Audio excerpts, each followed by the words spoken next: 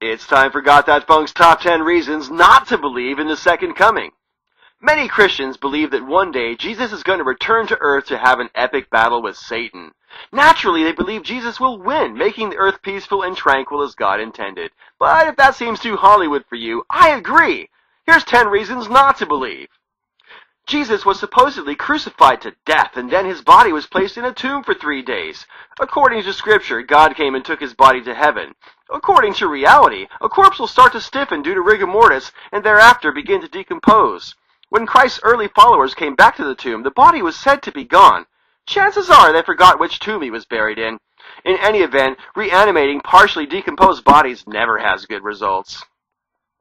The human brain requires oxygen, and when deprived of oxygen for more than a few minutes, the chances are that even if the corpse is revived, they will have serious brain damage.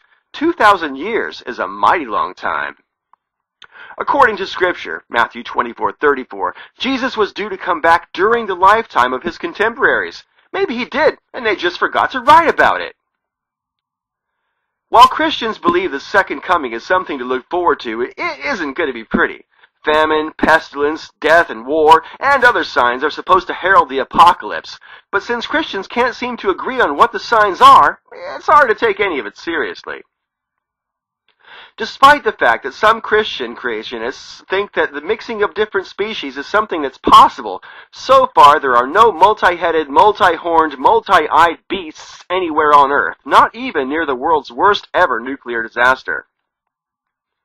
Christians believe that Jesus was the Jewish Messiah who fulfilled certain prophecies in the Old Testament. But the Jews don't.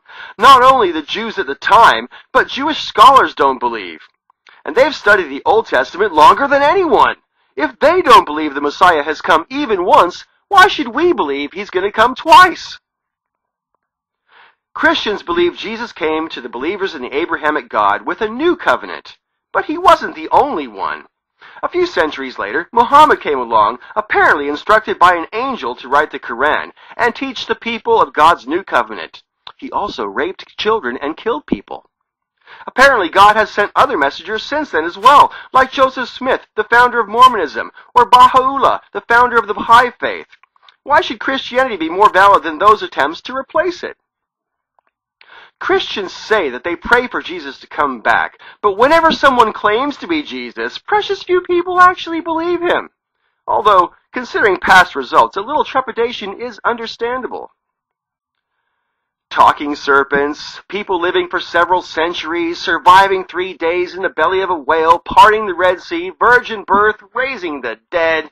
Come on!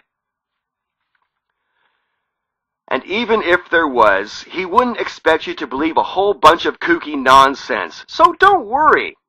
When it comes to the end of the world, we don't need God. We've got it covered ourselves.